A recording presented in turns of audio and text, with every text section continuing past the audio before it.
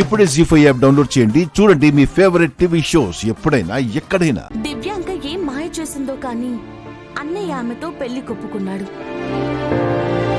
కానీ అన్నయ్య మనసు నిండా మీరే ఉన్నారు వదినా.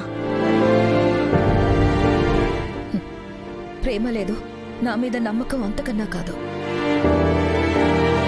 ఆ దివ్యాంక మీద నమ్మకం లేక నా దగ్గరకు తీసుకొచ్చాడంతే. ఇందులో ఎలా అయినా నిజం బయట పెట్టాలన్న ఆశ తప్ప నా మీద అతనికి ప్రేమ నాకెక్కడా కనిపించలేదు.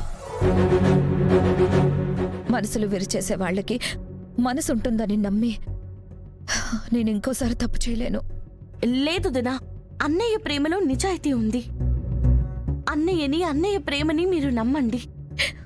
ఆ మనిషిని నమ్మి ప్రేమించినందుకు మర్చిపోలేని జ్ఞాపకాల్ని, మోయలేని బరువుని ఇచ్చాడు. ఆ బాధ గురించి నీకు చెప్పినా అర్థం కాదు జగదాత్రి.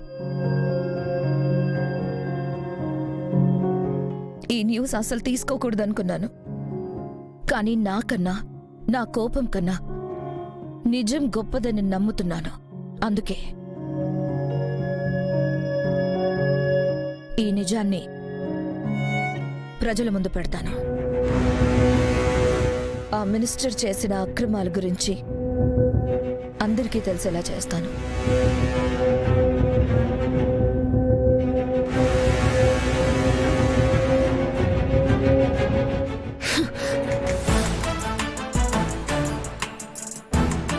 నిషి, ఏంటి అదేదో నీ వస్తువు తీసుకున్నట్టు అంత గట్టిగా అరుస్తున్నావు?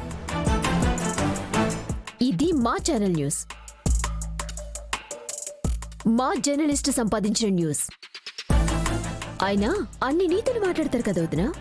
ఇలా పక్క ఛానల్ న్యూస్ దొబ్బేయటానికి మీరు చెప్పే ఆ నీతులు అడ్డు రాలేదా?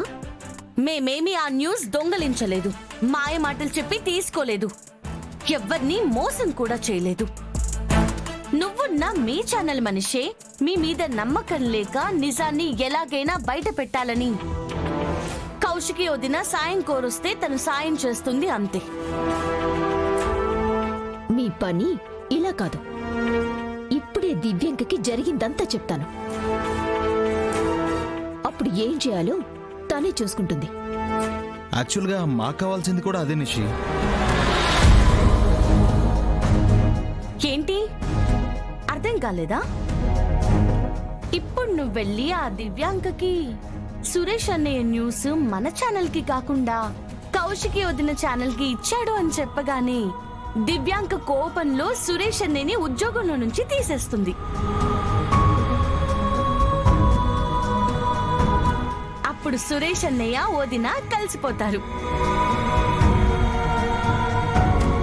ఒక జంటని కలిపిన పుణ్యం నీకే నిషి. వెళ్ళు వెళ్ళు నిషి.